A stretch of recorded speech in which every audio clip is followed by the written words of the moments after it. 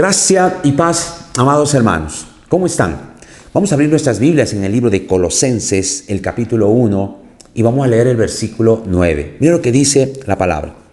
Por lo cual también nosotros, desde el día que lo oímos, no cesamos de orar por vosotros y de pedir que seáis llenos del conocimiento de su voluntad en toda sabiduría e inteligencia espiritual.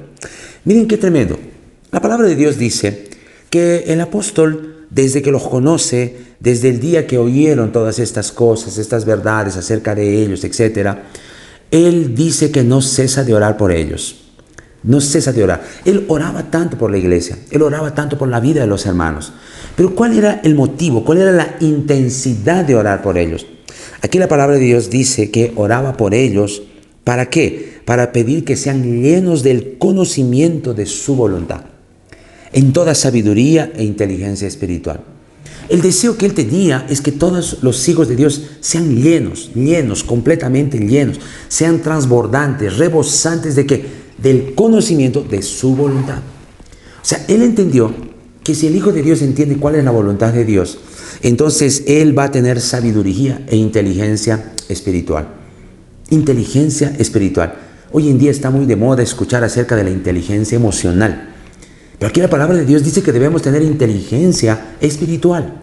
¿Cuál es esa inteligencia espiritual? Aquella que es capaz de discernir, ¿qué? La voluntad de Dios. ¿Y cuál es la voluntad de Dios?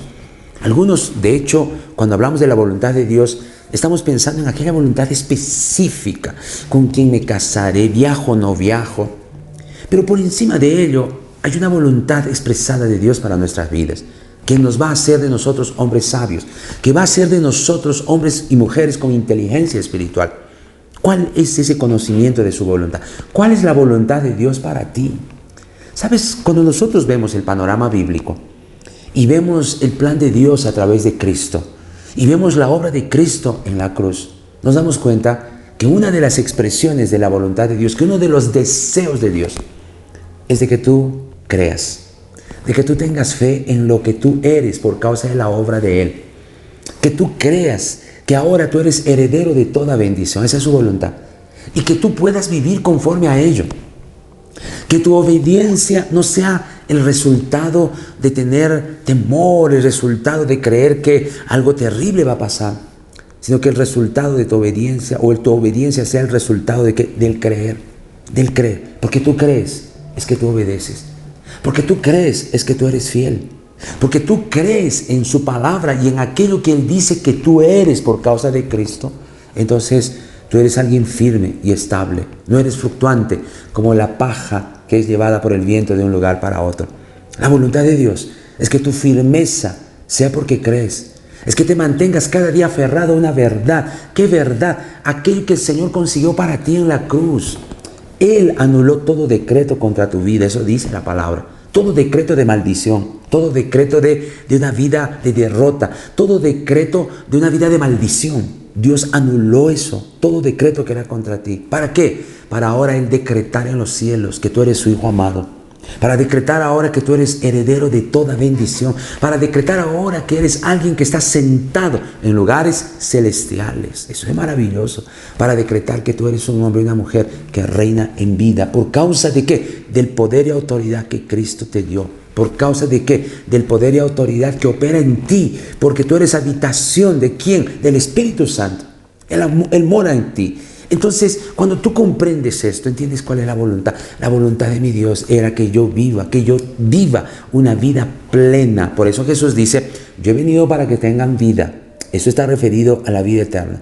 Y para que la tengan en abundancia. Es plenitud de vida. ¿Cómo poder tener plenitud de vida en medio de tantos problemas?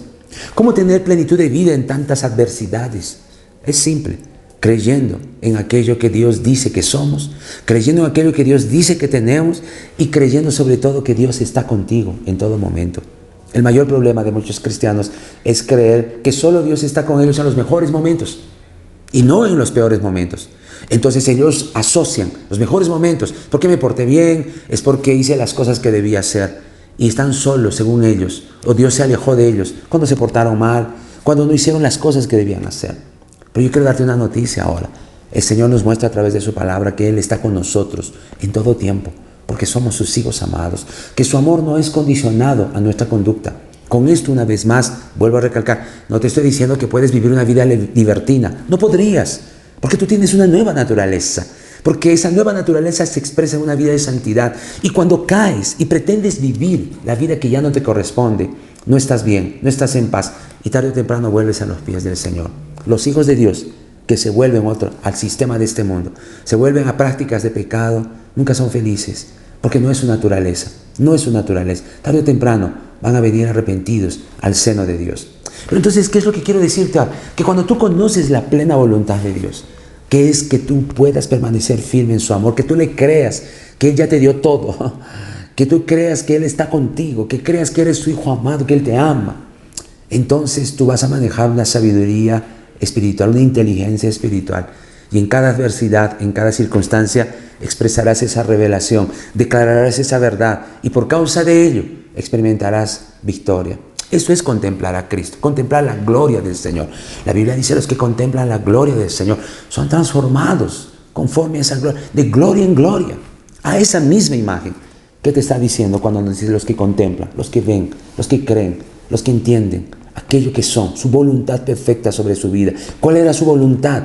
Que tú entiendas que Él te hizo su hijo amado. Por eso nuestra victoria es Cristo. Aquel día serás transformado de gloria en gloria conforme a esa imagen. Tú expresarás lo que realmente eres y allí la gloria de Dios se va a manifestar en ti y en las personas que están a tu alrededor. Que este día sea un día en el que tú puedas expresar esta verdad. Sea un día en que resplandezcas por el creer. Que tú entiendas cuál es su plena voluntad. Y eso traiga alegría y paz a tu corazón. El Señor te ama y su voluntad fue que tú vivieras con Él eternamente. Su voluntad fue que en este mundo tú seas su embajador. Su voluntad fue que tú seas la expresión de su vida, porque Él vive dentro de ti. Su voluntad fue de que tú seas aquel hombre o mujer que crea que Dios le permite en su poder reinar en vida, sobre toda circunstancia. Que este día sea así. Un día de expresión y de victoria. Que Dios te bendiga mucho. Bendiciones.